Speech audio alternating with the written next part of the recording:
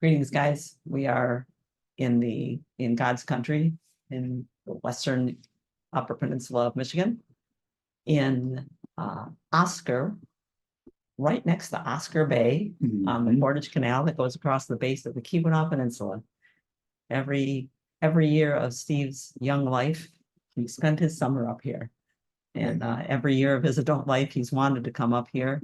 And for the last 3 years, we have come up here and stayed at a cottage just 2 houses away from where two just around the corner. So that's where we are. And we have a lot of pictures today that are not of our garden and what's going on in our garden because we don't know. It's awfully hot down there. Awfully hot down there. And not hot here. Last night it was in the high 40s. Anyway, we are wondering if anybody's got any questions. Elizabeth does. Hey, Elizabeth. Oh, that's right. And Elizabeth asked about something else too. Pink fungus on the tips of the branches. I meant to look that up because I have not seen any pink fungus. Elizabeth, tell us more about it. Do you want to turn your microphone on and tell us whether it's on the leaves or it's on the and what's pink about it? Because I haven't seen this before.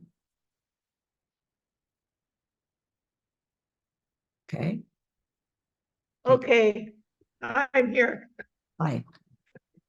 Yep, we can sort myself out. We got you. Yes, it's on the tips. It's on the flower buds right now. Last year it was on the ends of all the little branches, and it gets on the leaves also. Is it But it's pink the fuzzy? main part of it. Is it pink and is it pink fuzzy or is it Yes, pale pink and kind of fuzzy. I'll be darned. I meant to look that up before we left. I guess I had too many things on the to-do list before we left for home, so I haven't looked that up, and I can't give you any advice if it has happened. Well, I looked it up, and it just says yes, that's a 9-bark fungus. I'll be good. darned. Now what? Now what? You know, you always want to take fungus infected material out of the picture. So yes, I would clip it back to take it out. But if it's happened more than once, something is going on. And you said you had multiple 9-barks, more than just one of them, right?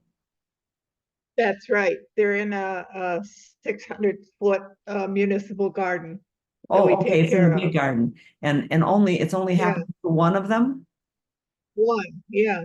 Okay, then something about where that one is or about that one is the problem. Oh, this is interesting. I would consider myself taking it out and not finding something, but it might disrupt the flow of the design. Not seeing the design, you don't want to. You can try just cutting it back, but my gut feeling is it's going to happen again. And if you keep cutting it back all the time, so much for a matching group of 9-barks. So is there any way that you can stand back and kind of look at the whole thing and see what's different about the place or the condition of the one that gets it? It might be in a place that doesn't get as much air, or it might be getting more water. It gets less sun because there's a big maple tree that blocks it for a short period of the day, where the other ones are pretty much in the open. But I think this is why we got this way is somebody decided to prune it to death, snip, snip, snip all the edges of it. And they may have infected the branches if they did that. Yeah, by not doing what trees do. So what this or certainly made it susceptible. Yeah. So that would mean that if you do cut it back again, and it's worth a try. You certainly can't change the fact that a big maple is there. But like Teresa says, disinfect when you cut, so that if there is something that is in the wood, since I don't know this pink fungus, I don't know whether it is one that's born in the wood or whether it lives just on the surface of the leaves and the branches. So I would err on the side of caution and go ahead and cut back all the stuff that's showing any signs. But between each cut, your blades with bleach or alcohol or hydrogen peroxide. Well, if I cut, I'm exposing it all over again. And if I miss something, it might start all up again. Right. I'm all for cutting the thing down right to the bottom. Well, then And go then, ahead and do that, but still disinfect any tools that you're using as you're working, because if it is born in the wood and one branch has it has descended through one branch but not another, you could spread it between branches. But you might also think about whether or not it's possible that one of them has girdling roots or a obstruction to the roots where the others don't. So uh, you've got it cut down all the way. yeah, Take a good look around the it's, basement.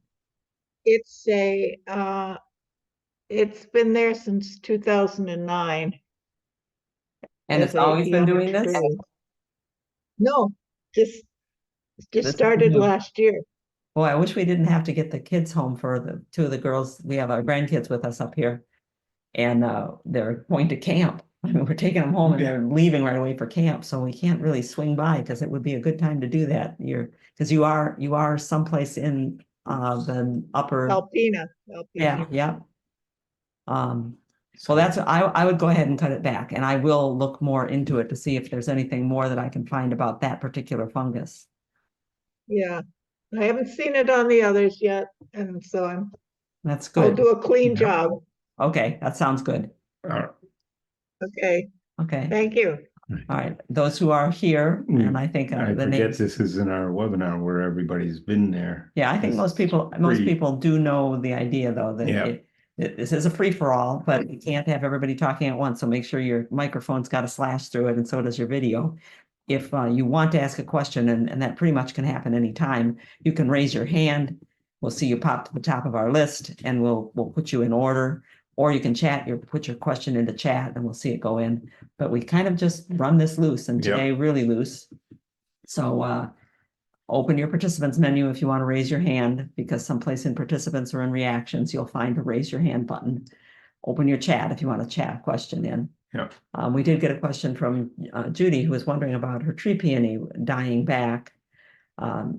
Whenever tree peonies die back, I start looking way down at the base of the stems to see if somebody's been gnawing on them during the winter. And in winters where it's mild and the critters that live underground, voles and mice and chipmunks and squirrels, for that matter, Mhm. get up and get active now and then. The chipmunks are true hibernators, but the others aren't. You might find damage at the base of the stems, and that would account for them dying back. Now, if it's a healthy peony and it sounds like you've had it for quite a while and it's been healthy up until now, it'll sprout back again. So just take the deadwood out. But she also said that her where'd they go? There they are. Her Solomon seal has been wilting back, and you can pull the stems right out of the ground, which indicates that there is either some damage to the root below, and so there's some rot, and that can happen. You can get a fungus that can get into plants. I've seen it happen to bloodroot, for instance, bloodroot, where a perfectly healthy clump that had been there for probably 15 years all of a sudden just died all the way back because its crown had been infected with a fungus. So I would dig the roots out of something that looked like this and take a look and feel if they feel squishy. If they do, get rid of all of the infected ones. If they've been there for a long time and they've been good, they can grow back again, but they can get damaged over the winter. And then if they're during the winter, plants are weak. They aren't making new starch. They have to use up what they've stored to repair any damage. And if they get damaged in the wintertime and it's mild enough, as it was this winter, that the ground isn't frozen, a fungus can keep on growing. So I would dig that area out and take a look at what's going on, because there may have been something that tunneled its way through there. And I mean, they can. Yep, they can tunnel a long way fast too. And let us know what you find when you dig it up, because that tells us more than what the symptoms are on the surface. Dieback on the surface can mean a lot of different things. And they are edible. A lot of things like to eat Solomon seal. It's in the lily family, and that's edible to a lot of plants. So we're going to be showing you pictures from the great up north here today, but they're just our background pictures. We'd like to hear from you. They get pushed around. That's wow. Okay. Yep. I think we're on 7. Yep, we're going to get started. Good evening and welcome to Free for All Friday. everybody is welcome. Please come and visit us and talk about gardening. Yeah, we're celebrating growing and cultivating problem solving. This is our 10th time of just opening it up to whoever would like to be here. Anybody who's got something they want to ask about, talk about, or maybe you just want to listen to garden talk because not enough people will talk to us gardeners about gardening. This is from gardenataz.org, which is mine, Janet McConovich's, And mine, Stephen Nicola. It's our website where since we garden professionally for 40 years, we're retired from doing that now, but we've been writing for 30 years and teaching and taking pictures and those things along with we do have in the building, but she's not online with us here right now. Sonia is here, and we've been talking to people about gardening for a long time, and we want to keep on talking to people about gardening through our website and this way. We hope you use the website because we've been putting all of our writing There's a lot out there on there. Uh-oh, she's going to come and say hello. Hello, everyone. Yeah, Here we are. That was Sonia. All right, so tell people about it because if you'd like to talk, we'd like to talk. Yeah. We're here every Friday except the Friday right before one of our webinars. There you go. So if there are questions, now is the time. We have not been in our own garden, although we've been in a lot, looking at a lot of plants and a lot of pictures to show you. You probably enjoy them if you don't have a question, but if you've got a question, go for it. Now is the time to do that. You can really tell this is a red-tailed hawk in your picture, can't you? That's why it's a red tail. Really cool. Red Admiral. I do like those butterflies. Yeah. We did get a question from, Linda. And she said, I got a big dead spot in my climbing hydrangea. And, it used to be so full. Oh. The pieces are wilting. And even when I cut them out, more wilt and go away. Yeah, it's a new growth too. Yeah. I told her I would look at the base of the plant because when you get branches dying back like that, where they leaf out and then the new growth dies back, chances are good that there's a girdling going on. There's been damage or constriction to a cane somewhere so that water can come through the middle of the cane and flush out the new growth. But the new growth can't send starch back down because its cambium is squeezed too tight. And so take a look at the bottom. And that was earlier in the week when Linda sent that. So I told her to look at the bottom, and she did. And she said, what do? I do see that the branches went through the original trellis that I put up. And can you see the constriction? They're restricted, girdled. They're girdled. She said, what do I do now? I said, buy some bolt cutters. And cut that wire. And cut that. You're going to clip it here and clip it here. And you're going to leave enough of a tag end here that you can put a pair of pliers on that and wrench that out of there. Yeah, you might have to cut the you're going to have to cut the top part too. So bolt cutters don't cost very much. You can get them from a hardware store. The bolt cutters cost maybe $20. And what you want is bolt cutters with a long enough handle that you can get some leverage. So get ones that probably have an 8-10 inch handle so that you can get the little nippers around there. You shouldn't need a real long handle. Yeah, bolt cut, it takes some pressure to cut it, but they cut this kind of stuff. You do want to clip that through all the way. And it's not as easy as the movies make it look, where somebody goes up with bolt cutters and boom, they cut a hole through a fence. It's going to take a little bit, but I'd take those out of there. All right, so cut those out. Yeah, and it may recover. It probably will recover if that's all that there is of those couple of places. But you can't tell. You can give it the best you can give it.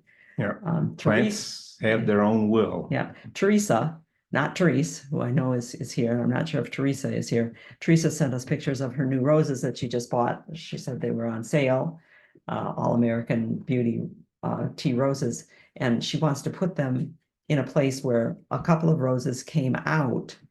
And from what she told me about and what she sent me pictures, it looked like they had rosette virus. Oh, the one she took out? Right. And she said, is it okay to put them back there? Rosette virus resides in living tissue. It's a virus. It doesn't live in dead tissue or the soil. So you can plant again, but you have to be aware that rosette virus is being carried all over the country in the wild roses called multiflora roses. They're one of our non-native species that runs all over the place, and sucking insects that suck on the wild roses and then come into your garden and suck on your roses carry the disease around. So if you've had it in the garden, you're probably going to get it again, and you need to start treating your roses as more biennials or triennials. She showed me this picture of the base, and if you look at the thorns, and then look at the thorns on an All-American Beauty that you know is doing well, you'll be able to tell whether the thorns look normal. I'm not sure that those are normal That thorns. doesn't look normal on the right-hand side to me. If you but- look up All-American Beauty in the Rose Gardener's Guide, you'll find that the canes, and that's usually the parts you cut the flowers on, are generally thornless on All-American Beauty. Whether the base is supposed to be thornless, I'm not sure. But it is possible that roses that you're buying are coming in Already with rose have it. rosette. They've probably been indexed free of the virus by the main grower. But if they've been sitting in somebody's lot and insects have been hopping around from place to place, you could still have it. It's a real problem, that rose rosette virus. But if you like roses a lot, you can just keep buying new ones. Keep working on them. Yeah. Elizabeth, I think it was Elizabeth, that asked too about what our beef was with potting soil that has fertilizer in it. She said, well, should I use instead of potting soil? It's not the potting soil we have a beef with. It's the fact that they put the fertilizer in it ahead of time. If you look at the amount of fertilizer that's in that bag and figure out how much that fertilizer cost you, it's way higher than anything you'd spend for fertilizer. So my beef is, I've got my own fertilizer. I know what I want to put on the plant and when I want to put it on. I'll put my own fertilizer on so that Thank you. if you want to buy that and use that, go right ahead. But I would rather not pay an exorbitant price for the fertilizer we give to our plants. Yep. That may not be what we wanted. Okay. All right. Now we leave it to you because we are not aware of other things that are going on. I know Margie had asked about her Siberian iris. They didn't bloom very well. Would she miss the second bloom? I don't know any Siberian iris that bloom a second time. Yeah. So cutting them down shouldn't stop anything going on or even stop next year's bloom. But does No. anybody have a Siberian iris that blooms twice? Because if you do, let us know. I'd like to have a piece Yeah, of it. wouldn't mind having one of those. Yeah. Yeah. Okay. All right. Yeah. So we'll roll through and tell you about things we've seen here. Thanks, Donna, because we don't know of any Siberian iris that bloom twice either. We came up here primarily because Steve knows fishing up here really well. And the grandkids love to fish with them. Is that the smallmouth? That's a smallmouth that Axel and I caught. Yeah. Off of the dock. But primarily Steve's into trout fishing and the grandkids love to trout fish. Three of the four have been up the stream with him, one at a time. I tell them I'd rather that you keep your eye on one at a time. The fourth is still too short to wear waders. Yeah, it is. It would be tough for her. Yeah. And it's unfortunate. But no, we don't eat them. It's catch and release. Not anymore. The fun is figuring out where they are and catching them and then putting them back into the water. Yeah. It's lupin bloom time up here, and that's the biennial lupin, Lupinus polyphyllus. It's not native here, but it might as well be. It's all over. And it's not invasive. It is definitely in a lot of places, but it's not going to muscle out. It's not. You come by in August, you won't even know where those plants were. And we grow that particular lupin. We grow at home. We collected the seeds here from behind Steve's great uncle's house, because Axel liked to spread the seed on his own hill, and he liked the purples and the blues.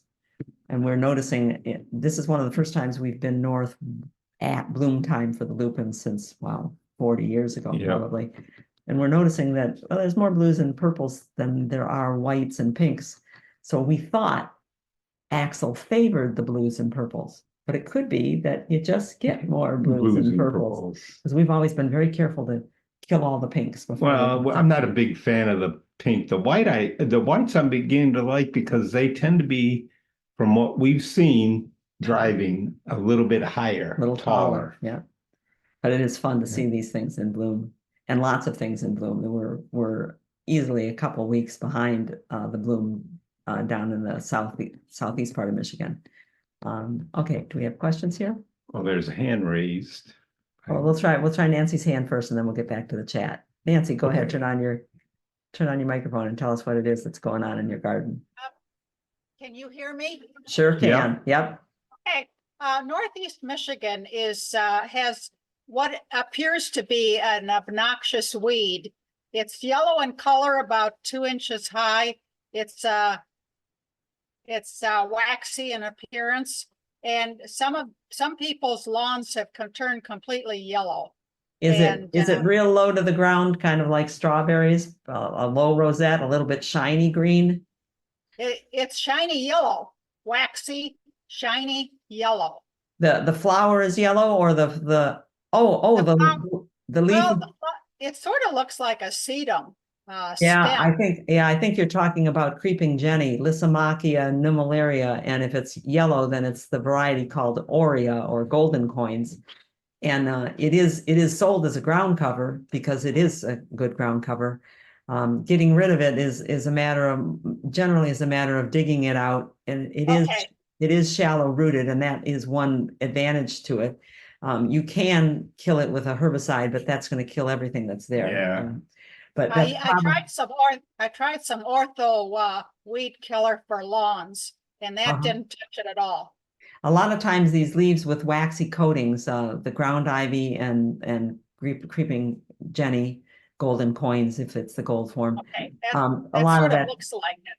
Yeah, a lot of times that the herbicides roll right off. Yeah, so a lot of times those have to be applied real early in the year before the shininess can develop on the leaf, and then they are more effective than not. There are a couple kinds that are supposed to work better on those. I don't like to see people use Trimec, which is a combination of 3 kinds of herbicides, but there may be other herbicides that work better on it, and it would be a matter of trying something different. But we dig it out. My patch isn't large enough right now. I can dig 6 areas. There are 6 patches, so I can dig them up. Okay, yeah, and you don't have to worry about leaving roots in the ground. It's only the stems above ground that are going to root and carry on. So it isn't like thistle or bindweed where you have to get out every bit of root. Good luck, Nancy. Okay. Thank you. All right, and then we have questions, Steve. Donna. Yes. I just rolled a little, caught something that looks like a mouse, but it has thick black whiskers. Might it be something other than a mouse? I don't know, Donna. I don't know how voles and mice are differentiated in terms of whiskers, but you might have a vole rather than a mouse. If it's a shrew, you can generally tell it's a shrew because they've got a long nose and an overbite on them and a short tail. Voles have a shorter tail than a mouse and stubbier ears, but I don't know that the whiskers are different, so I can't help you with that. Yep. Sorry.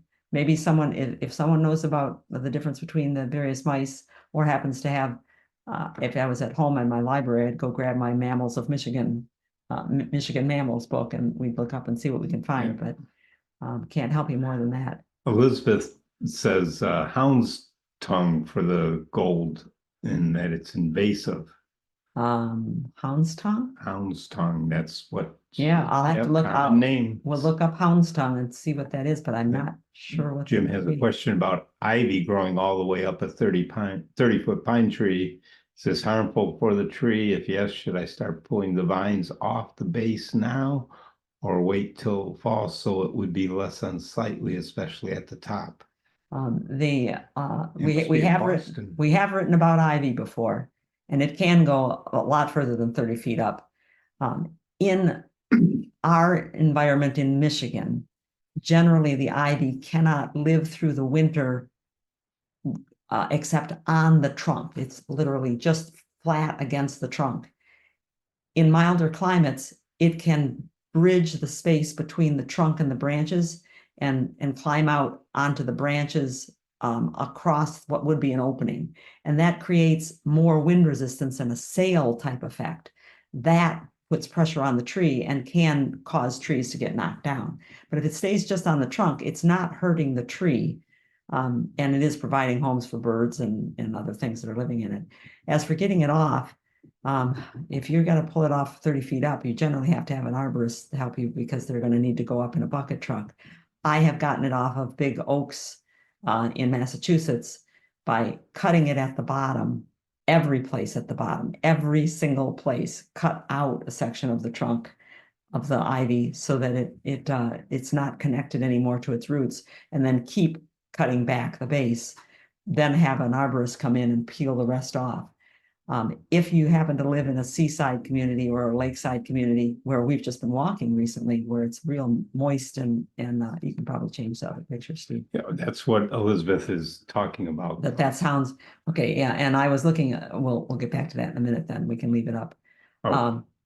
If you're in a place where there's a lot of moisture in the air, Niagara Falls, up in Copper Harbor where we are, close to Portage Lake where we are, even a disconnected piece of English ivy can live on the moisture that's in the air on the trunk. So it's important to take those pieces off. I've come back and found them the next year growing out from pieces left by the arborist company. Let's see. Okay, so thank you, Elizabeth. If that's called houndstooth, all that we could come up with is that it's a member of the borage family, and Viper's bugloss is the name that I know for one that's similar but not quite the same. But we'll take a look at that. And Michelle has a question. And Michelle is wondering if crown vetch would keep the weeds out if it's used as a ground cover. No ground cover will keep the weeds out. They will keep seeds. A good ground cover will keep seeds from reaching the ground so that they can't germinate and do a pretty good job of squeezing things out. But any ground cover, if there is a plant, a colony of a running root plant growing next to it, the colony outside of the ground cover can gain energy and send runners inside and poke up through the ground cover. I've not seen crown vetch. I don't rate crown vetch as one of the best because it is not there in the winter. It's loose, it lets light through, things get through. It is a ground cover, but it will get mixed with other things in almost no time at all. So I took out all the crown vetch that was growing at the house where we are now when we moved in because it isn't one that I think does a great job. They use it on certain slopes because it establishes itself quick and holds well. They figured that it would be, the highway department figured that crown vetch would help control erosion along the sides. They found out that it doesn't really. It's not thick enough to stop the rain That was hitting their the thought. ground, but it was used a lot. It's not being used so much anymore. Yeah. Oh, it's a tall plant beside it. Okay, all right. Let's go back to that. Hounds, can you click on the picture? The tall plant beside it, houndstooth. Okay, we almost need to have a pointer. Am I pointing to the plant that you're? Oh, sorry. Am I pointing to the plant that you're talking about, Elizabeth, right now? Because this Yes. one, okay, yeah, all right. So thank you for the name because I'm so far only got it down to family. We saw that yesterday up in Copper Harbor, and I said it looks like it's related to Viper's bugloss. Thank you. Oh, not too far from it. I said, oh, what is that growing in there? Speaking of crown vetch, which doesn't have nearly such a pretty flower. Yeah. What are you? Look at that. It's a rose. I don't know which rose that is. It's one of the roses with multiple petals, and I'm looking to see which rose it is, but it started out as part of a hedgerow and crept its way, and it's quite fragrant. It's quite fragrant. Probably a one-time blooming rose. Very pretty. And then everybody's grandmother or aunt had cypress spurge, the one that's blooming yellow-green in there. But I've never seen it growing with hawkweed in it. That's orange hawkweed blooming orange in it. Oh, does that That's hawkweed look nice? Yeah, it's With that yellow. cool, yeah, it's a cool plant. And hawkweed is a good pollinator plant, so it's a nice thing to have. Yeah. Knapweed is great for bees too. Yes, yeah, the spotted knapweed we'd rather not have though. Now, did you see spotted knapweed in that picture? Holy moly. Spotted knapweed, Centaurea maculata is a real problem on the dunes area around Sleeping Bear Dunes, for instance. There are other knapweeds though. Centaurea montana, for instance, mountain bluet is not invasive. It's just that spotted knapweed that's a bad one. Doesn't hold up to natives though. It can get into disturbed areas. But once they do things like they did there in the field trial area where we go to run our dogs, dug it up and once they get it refeed going it. with little blue stem, panicums, what's the orange one? No, The milkweed. Milkweeds. Yeah, and butterfly weed that's blooming all. Rebecca's. Yeah, and they managed to push it right Knock in. everything out. Yeah, Yeah, yeah. they work better. Okay. All right. Whoa, Whoa. went too far. We stopped at the Great Lakes Rodeo while we were on the way driving through. It was at Gwynn, south of Marquette, and it was fun. We didn't watch the goat roping or the breakaway. No. We were on our way through, but it was great fun watching the young ladies in the 0 to 12 category and the 12 to 18 years category doing their running. Just spectacular watching how the horsemanship here. I mean, beautiful horses and beautiful runs. That was fun. Well trained. Yep. Okay. The Husker Red were gorgeous this year. Yes, they are. Yes, they are. Penstemon has been a pretty plant. We Yeah. This is our third year or our second year on our great waterfall hunt. Third year. Third year on having the kids learn to read maps and the waterfalls Yeah. of Michigan book. There's well over 100 waterfalls. 199 in the UP. Yeah, 199 just in the Upper Peninsula of Michigan waterfalls.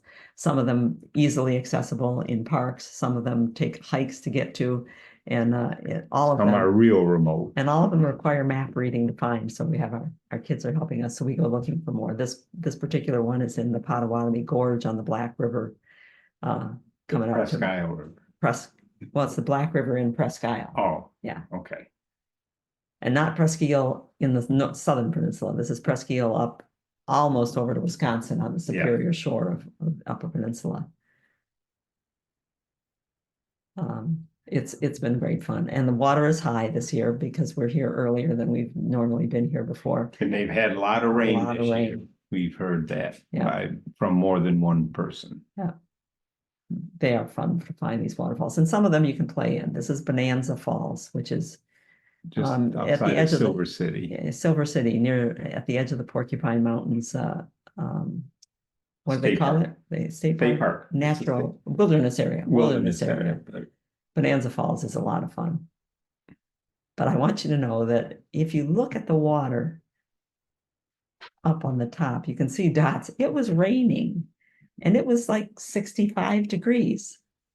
And that water is Mhm. cold. And Sony was leading her intrepid band out to along the edges to take a particular picture that they had in mind, this picture. To recreate one they took 3 years ago when they went. Yeah, but look at them. They are in bathing suits, laying on wet rock in ice cold water. And look who's up there with the hood. Of course, it was raining. And the mosquitoes were out. I was trying to keep from getting bit and getting too wet. It was a pretty good rain too. Bonanza Falls is the kids' favorite so far. It offers a lot of places to play and slots where they can slide down the rocks. But I think they're crazy. Yeah. It was beautiful falls. cold. Some of these falls are in parks, and of course they are in ravines, most They're of in them. ravines, they're in rustic areas, and So in the rustic areas, you generally have to clamber down a path, usually hanging on to saplings as you go. But in the parks, there's steps, lots of steps, but they don't make 30 in a row. They give you 7 or 8 or breaks, 10, yeah. you know. And almost always the kids, in this case here, they're doing it. The kids are walking back up. As we're coming down. Steve and I are coming back down because we're spending our time wandering around the edges, looking at what's growing. It's growing in there. What's over there? Oh, look at that Yeah, one. it was raining this day, raining lightly. But it was a nice day because we're looking at, the kids are playing in the waterfall and we're looking at what's growing there at the base of the rock. Yeah. There was That Joe when Pye we in were there. there in August, you could see this whole layer of rock, and there was a lot of plants in there. Yeah. But we're looking at what's growing along the edge, what's growing in the woods nearby, what kind of woods is here. This I texted Tony, Tony Resnick, now retired as the director of the University of Michigan Herbarium, is our friend expert on plants. This looks to me like jet bead. Jet bead is Rhodotypus scandens. It's not native, and it has been reported in a lot of counties in lower part of Michigan. But this one right here is in western UP. Yeah. So I did text Tony to say, has it been reported there? Because it looks like it's there. How bad invasive it is, I don't know. Under the radar trips. Thimbleberries in bloom. We usually see thimbleberry when the fruit is there rather than and thimbleberry is closely related to raspberry and very similar in taste, but tiny little berries. And Steve's great aunts Yeah. No, they're bigger than raspberries. They're like, Bigger? yeah, they're like about that Oh, but big. not born as many. It's what it Yeah, is. There's they only 3 or born 4. only 2 or 3 at a His time. great aunts would go out and spend all day long picking enough Along berries the to make roadside. maybe a quart of Yeah. jam. A lot of people up here do that. Yeah, thimbleberry jam. And you want to make sure there's no bears while you're doing that. Yeah. PBS Michigan has Under the Radar show. Day trips in Michigan. I like Michigan stateside too. They tell you about Yeah. things. It's nice to have local news. With the internet providing the access that there is, and newspapers going by, we're not hearing very much Nope. local stuff. So it's great to have local stuff. So look at on PBS for Under the Radar as a show, or if you listen to public radio, listen to stateside in the afternoons and the evenings every weekday. Yeah. Wild Lily of the Valley is Maianthemum canadense. And I don't usually see it blooming. I usually see it after it's blooming. I love it. It takes an acid soil to keep it growing well. And if you can get even half an inkling there from all the moss, it likes it moist, always moist. There's a question now. Okay, there's a question from Jim that a neighbor went to Boardines for some planting garden design drawings or suggestions, and they offered this paid service for a fee, and then they will credit you money back if you buy the suggested plants from them. Well, in addition to suggesting Goldstrom Rudbeckia, Wine and Roses Weigelia, they suggested using Lavender Bubbles Allium, Nightglow Durilla, Hamlin Fountain Grass, and Neon Sedum. Do you have any thoughts about any of these non-standard plantings, about their hardiness or maintenance? Well, let's see. I do know the Hamlin Fountain Grass. That's been around a long time. It's a reliable plant. Very reliable. It's a little bit, you don't have to be that quiet. Grandkids are walking around to get something to drink. It's a reliable plant. It's a little bit smaller than the species. It will seed around, and it will not necessarily come true from seed. Neon sedum I have seen, but I have not grown it myself to say from year to year how well it does. Some of those sedums are not as vigorous as the full green sedums are. Lavender Bubbles Allium. Oh, there's so many new alliums. I can't tell you about. Alliums generally are pretty good though. Not worry about diseases or things like that. Although if it's one of the millennium type alliums, they are seedy. And it's a good idea to deadhead them. If it's one of the ones that stays green all summer long, you might want to make sure that you take the seeds off. But Goldstrom Rudbeckia, which is a standard, no, we don't recommend anybody plant Goldstrom Rudbeckia. Nope. Not anymore. It showed itself to be very susceptible to septoria leaf spot, and you're just asking for trouble to put it in because it's going to be there and it'll infect other Rudbeckias too. Based on all these plants, it's a full sun garden, I would assume. And yes, I know there are a number of nurseries that will draw a design and then give you a break on the plants when you come back to buy the plants. And that's a good thing to do, and it allows you to get suggestions, but to treat them as suggestions. Yeah, it's your final decision. Is anyone growing neon sedum or Nightglow Deer Villa? Now then, I've been very disappointed in the Deer Villas, but not necessarily because of how they grow. I'm disappointed because they're not the deer villa I want to grow. I want to grow Deer Villa lanicera. That's native in Michigan. That's the dwarf bush honeysuckle. The deer villas that are being sold are the southern bush honeysuckle. They're much taller. They don't cover the ground like Deer Villa lanicera does.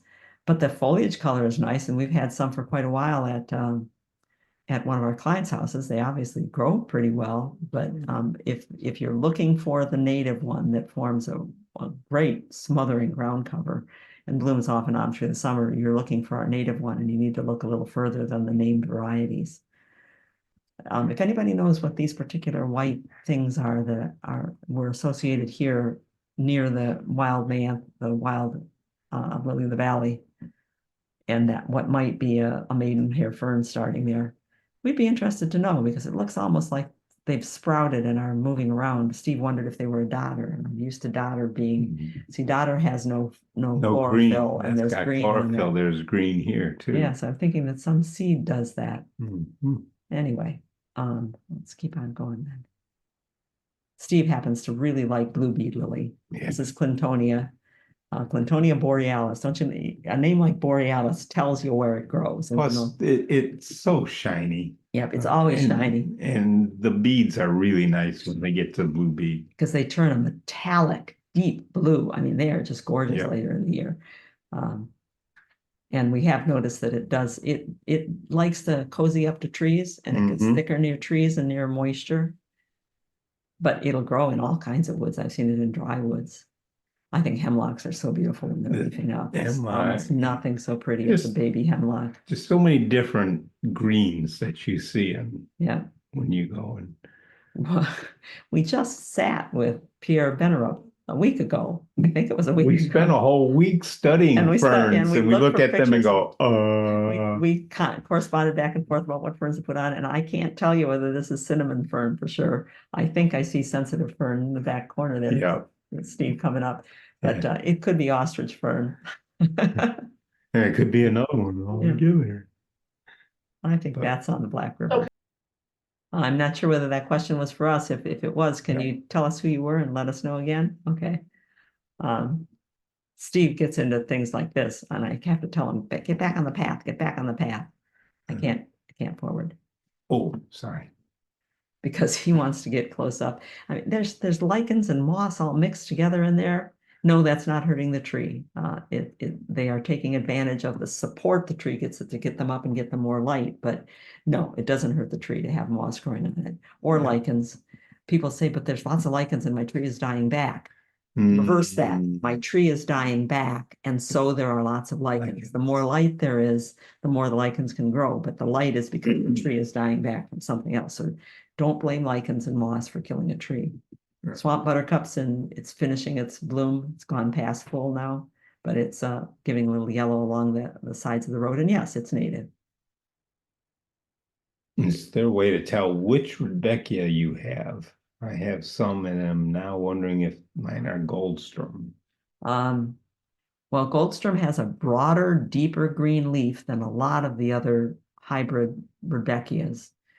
But to tell the difference between and it's a smoother leaf, a darker green, but it's a comparison thing. You really have to have another Rudbeckia leaf next to it. Mhm. So you would have to go to a nursery that's selling Goldstrom and take a leaf of your Rudbeckia and hold it next to it. If it is hairier, fuzzier, especially on the underside, if it is not as deep a green, and if it doesn't have the same exact toothing on the outside, because Rudbeckia Goldstrom, it's a pretty complex hybrid that nobody knows what was his name? Carl Forster. Came up with it. He was a genius hybridizer, but he didn't keep records and he didn't share them with anybody if he did keep them. So we don't know exactly which Rudbeckias he crossed to get that. Don't you love?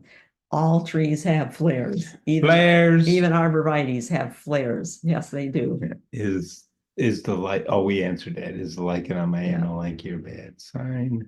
Cover their containers during winter. Cover During their winter? containers during. And we got cut off from what Got during. Yeah, we have during what? So we'll look for what containers you're looking at there. Lots of water up here. Lots of water. Christmas fern growing in a cluster there. Christmas because it's evergreen. Mm-hmm. I like Christmas fern. It's one of my favorites. And I want to walk out on this particular one though. This is also on the Black River. I'm always surprised when I look at a sign that says this water is fast and dangerous and you shouldn't be swimming here. I think that you have to tell people that Can't you see that? is kind of a sad thing. Yeah. The biggest leaves on the big leaf aster, they'd like Boy, the they water look that's good coming. this year. It is Aster microphyllus, but it's also Eurybia macrophylla. Now they split all the asters up. But Steve and I think we've told you before, Steve and I know that the convention in horticulture is that when the name of a plant changes for 20 years, publishers will continue to print both names. So we're good. So we figure we're good. We don't have to learn new names. I got a chance to walk in the woods yesterday that Steve didn't get to walk in. We'll get back to that later. Yeah. Bearberry. Well, I didn't spell Kinnick right, but I love the name Kinnick. Yeah. And maybe a lady fern growing with them. This one, it took me a while to verify. I said, I think that's twin flower. And it took a while. Look, see, each place where there's a flower, can you point, Steve? Each place where there's a flower, there's two flowers, twin flower. And those will be two red berries a little bit later. Well, not quite red, kind of pinkish berries, but it creeps along the ground. Nice little native guy, Linnea borealis. Yeah. Canada yew. Here's the yew that is native in North America. It's not involved in the yews that most of us grow. Most of us grow a yew that is either a cross between the English and the Japanese yews, or a straight English yew, or a straight Japanese yew. But this is the native yew. Grows low, very soft and ferny, probably 3 feet, 4 feet tall. And it like most yews, it just keeps getting wider and wider. But to see them growing where they belong is great. Ann is asking, does anyone know any easy way to cover a container temporarily? I'm worried about my tuberous begonias pinching off. I'm not sure why we would have why are you pinching off? During maybe there was a thunderstorm to cover containers during their thunderstorm. Or during all of the heat. Or all the heat, or all. If I was maybe going to there's cover hail, something because I was trying to physically protect the branches, too much would- rain. I would use floating row cover and just put some sticks in so that the weight of the row cover when it gets wet is on the sticks. So you can put even chopsticks or pieces of bamboo and then put floating row cover over the whole thing. Yeah, beating down rain is a terrible thing. Have you heard the reason that they're called Christmas fern? Because of the little notch at the base that makes it look like a stocking? I have not No, heard I that had very not often. heard that. That's a That's new cool. one to That's us. Thank cool. you. Yeah. Oh, what beautiful woods they are. So pretty with those yews there. Jack in the pulpit. And of course it was raining, so things look shinier than they really are, but Jack in the pulpit does like being Does moist. like, yeah, it does like You that. see the little Jack. Little Jack down there, right? Right there's the Jack. Now, you know, Jack in the pulpit's interesting to me because while they're young, this one looks still young to me. That flower will be a male flower only. It'll produce pollen only. Once the plant gets big enough, it switches to female and starts making berries. So if you get berries on your Jack in the pulpit, you have an older Jack in the pulpit plant that's making berries. Look at all that blue bead lily nestled up against the base of that tree, that maple. Yeah, Being comfortable. yeah. Or maybe that was a birch. Growing right in the rocks. I mean, we don't care. Once we get our roots in, we can handle a whole flood coming down at us. I love starflower. I have never seen it in bloom. I've seen the pictures of it in bloom. It has 7 petals and they're just a beautiful little star. I mean, it looks like an asterisk, but I think the leaves look like stars as well. Starflower. They're really cool. And it's a Lysimachia, which flips me out because it doesn't look like any of the other Lysimachias. No, it doesn't. Lysimachia borealis. Art. Yeah. I want to take these. I'm always wanting to take these home. Driftwood. Driftwood things sculptures, and that would need fit Yeah. in the back of the car. Yeah, you ever try to lift one of those things, it'll break your back. Yeah. So Steve's taking pictures and I'm wandering around looking for more things to take pictures of. We always enjoy looking at beautiful roots. Always. Always. You don't see them in the cities very And much. I can't remember when we were ever here to see the bunchberry in bloom. Bunchberry is Cornus canadensis, but it also had its name changed. I think it's Benthamidia something or other. And this is the bunchberry right down there. Yeah. Yeah. You could look at the flower, you could tell it's a dogwood type flower. It looks like a little dogwood. This is a good ground cover. If you can get it growing thickly, this is evergreen. It does turn a color in the fall, turns a nice kind of maroon in the fall, but then yeah. it keeps the leaves until the next year, and that makes for a good ground cover. But you have to have it in a place where it's either quite acid and moist or neutral and moist Yeah. for it to grow well. And then it gets little berries on it. Red berries are very pretty. Red berries that Yeah. are nice in clusters. Hocking Hills, Ohio. Thank you. We'll stop at Hocking Yeah. Hills next time too. And we did get your note, Therese, about in Manistee, the photography workshops that are there. But we've spent all our time up around Oscar. This little guy was eating. This is the Canadian fly honeysuckle, our native Lonicera canadensis, and this little guy was. I wondered why there was only a berry here or there. Well, that's because That's why, because he's Got it. going yum, yum, yum. yeah. look at the Right. lichens and the mosses growing together. I mean, are those beautiful or what? You know, some of these lichens that are as big as a saucer for a teacup are 100 years old. I mean, this is not exaggerating at all. We have a book called The Lichens. Is it Lichens and Mosses of Michigan, or is it just Lichens of Michigan? Lichens and mosses, I think. And they take a long time to get to be the size that they are. And to think that people go out and just kind of rip them off and say, well, I'll transplant them to someplace else. No, it doesn't work that way. And they sure look cool. Yeah, so staring down at things from these walkways is great fun. Hemlocks and ferns together. I think it was holding rain. I don't think it actually looked don't that think plastic. I don't think it's that gelatinous. Those gelatinous, those are called, they're Gelatinous. called conchs when they are mushrooms that are shelf mushrooms out of wood. They do indicate that there's a fungus at work in the trunk of the tree.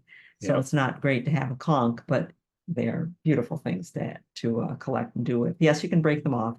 It doesn't hurt to break them off, but it doesn't do anything to get rid of the fungus. It'd be like breaking the flower off of a weed and saying, there, the weed is Yeah. gone. No, it's Yeah, not gonna. not much you can do. Some of But these almost look, that looks almost like a little sea urchin, you Yeah, know, all right, a little hedgehog. popped up. No idea what it is. This is mountain maple. I'm pretty sure it's mountain maple. Definitely a Apis maple. arcata. Yes, definitely a maple, but only a couple of the maples hold their flowers up like this. Yep. One is striped maple, but its native range isn't here, it doesn't extend this far. You might find them together south of here, but this was full, the woods were full of maple, so we think this is the mountain maple. Yep. Aren't they pretty? It also has Those a more red. ragged edged leaf Yeah. than the other maple.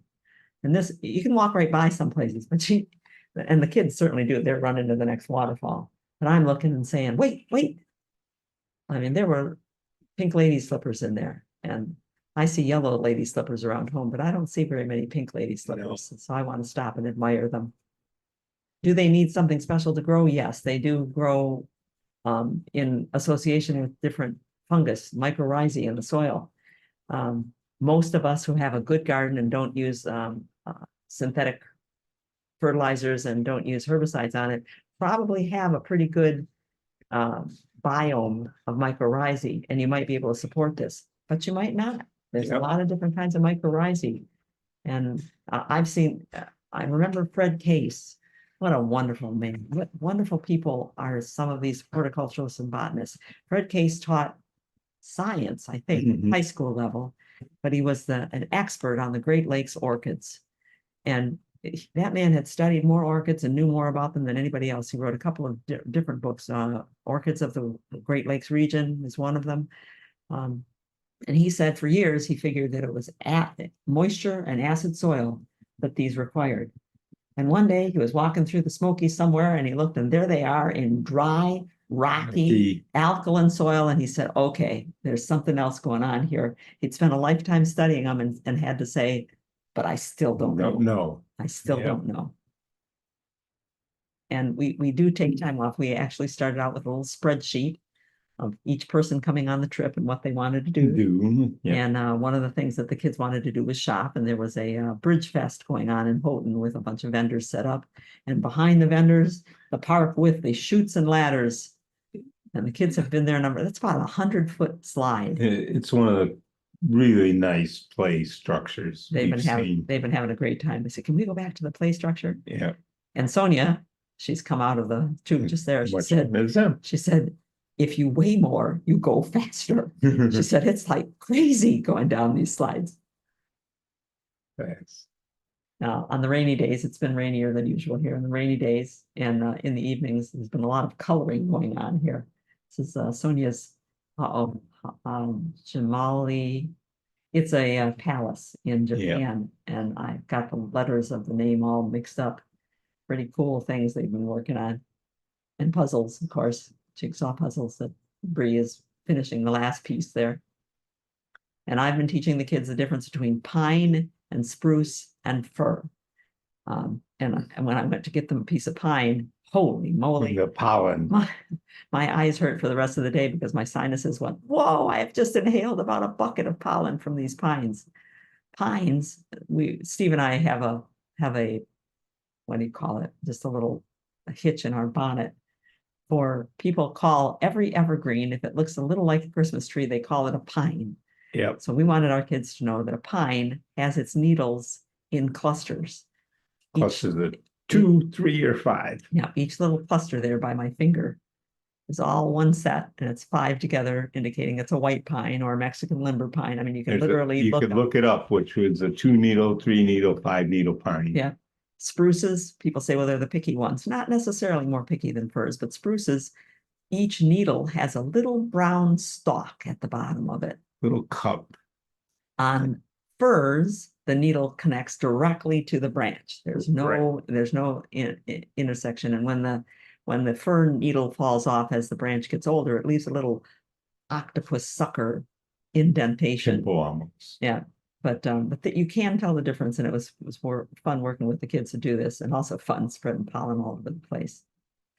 We also decided to take a horseback riding, and we picked there was one day here that it was 90 degrees, We picked it, We but it picked also it, wasn't raining. but it was the best day. We had to make our reservations ahead of time, so it was a crapshoot, and they don't give rides every day at this place, but it was a marvelous experience, absolutely marvelous. This is Roberta Koppler. It's Koppler Farm Equine Services in Alston, which is south of Houghton, about a half an hour. And this is Bree being put on Tilly, and Been rarely on a pony or a horse, each of us got an individual lesson to get started. There's including me. Steve on Jitterbug, who was really a jitterbug. Like to prance around. Like to prance and shimmy and shake. And Yeah. I was on River, who like me sweats a lot, which is an interesting thing to do. And River is a gaited horse, so it has a real smooth ride, but a bit of a stumbler when we make it just walk. Sonia got the big guy. Oh, what was his name? Count? I've forgotten. Yep. Okay, Count. And he was the big guy. She's the biggest horse I've ever ridden. Sonia's ridden quite a bit. He liked her a lot. Yeah. Scout, I believe, was what Autumn rode. But each of us got our own lesson. I've completely forgotten what Sonia's Elizabeth's horse. Cassidy. Tilly, Tilly. who was a babysitter. She won't drop you. And Katani was Axel's horse. But the stars of the show were the dog. Jack the dog, and the little Jack Russell is called Rowdy. And he's a 6-month-old puppy. Yeah. So if you happen to come up this way, we definitely recommend that. Roberta was a wonderful host. She put herself way out for us to help us out and to lead us on the trail. Make sure we had horses that we were capable of handling. She matched us each to a horse. It was great fun. And yesterday we went up to Copper Harbor. I wonder if Pat's here today. Pat, or let's see who else was there. Deb. There were 2 Debs, because Deb Green and Deb Hall went with us up to Copper Harbor and drew a landscape design for this motel. And you might remember that. It's close to 30 years ago. But Copper Harbor is a wonderful place. It's about as far north as you can go in Michigan. Actually, unless you go to Isle Royal, where the bugs, they tell me, when they got off, they were getting off of the Isle Royal Queen, the ferry that goes out to Isle Royal from Copper Harbor. They were getting off, and they said the bugs were just awful out there. They weren't so bad in Copper Harbor. They were on Isle Royal. But we went to Copper Harbor in large part because we wanted to be on the solstice yesterday. We wanted to be as far north as we could be to get the latest sunset we could get and to watch it from the top of Brockway Mountain. But also I wanted to go to Estivant Pines. This is one of the Michigan Nature Association's properties. And it's about 500 acres. I think it's more than 500 and some acres. Pretty good size. Of virgin woods. So some of these pines in here are 300 years old. And I wanted to see and walk in a virgin woods, and I wanted the kids to walk in a virgin woods. So we walked what's called the Cathedral Trail. Hemlocks, pines, maples, birches, a whole mixed woods. The biggest ones are the pines. You can see this guy here. I can't begin to tell you how big these are. We try here. Sonia took a panorama shot up the trees to give you an idea of how big these pines are. Look at that. And when they get tall, how do they stand up? Look at that Look flare. at those Look at flares. how big that That's flare. a flare root. How big that flare has gotten in 300 years. Enormous trees. Yeah. This one cracked off and died, so you could walk up to it and you could look up through, oh, it must have been 30, maybe Feet. 40 feet up. Yeah. And look at those roots. I mean, who owns that woods? Who owns that woods? Those trees. Don't you love it? Beautiful. Lots of wildflowers in there too. Sure, it's not blankets of wildflowers. A gardener would want to have green everywhere. But you've got No. green everywhere. It's just over your head in 3 That's layers right. over your head. Little trees, bigger trees, biggest trees. But lots of flowers. We found, let's see, what did we see? Well, I think we've got a couple of things in here. Sonia was interested Lichen in and the bark. lichens. Yeah. Yeah. Artistic pictures. This is Pipsissewa, which is also, and this particular one is the spotted one. So it's also called spotted wintergreen, Chimaphila maculata. I wish I could see it blooming. I wish I could show you a picture of it blooming, but I have to steal somebody else's picture. But there's a flower stalk coming up right there, and it has just the most beautiful Little- orchid-like flowers on it. And then berries later. But you walk through this and you gotta keep a watch on your foot, because that's a root coming through there. Hmm. Gotta watch your feet. Then we went up to Brockway Mountain, which is a regular place for us to go when we come to the Keweenaw. I didn't do that. When we come to the Keweenaw, we drive up Brockway Mountain Drive, which is a road built during the Depression era. CCP crews built it. And it takes you up to about the highest point you can get anywhere between someplace in the Appalachians and someplace in the Rocky Mountains. We came up to see the sunset, and it had been gray all day long, quite overcast, so we thought there wasn't going to be a sunset. But we got up to Brockway and said, look, way out there over Lake Superior, it looks like we're going to get a break. So we're going to stay and watch the sun go down. And Bottom said, really, these no-see-ums are like eating me alive. You find out about insects when you visit the UP. Yeah, I did get myself in the eye with some insect repellent, Ooh, but we did survive. It wasn't as bad as it. it could have been bad, worse. They Yes, are much not nearly as bad. The black flies are out, but they're not nearly as bad as they've been sometimes. Yeah. And sure enough, the sun appeared through the break, and just then a freighter going by. It was like, oh, One of those big 1,000-footers yeah, we're going too. to set up this picture for you. Mm.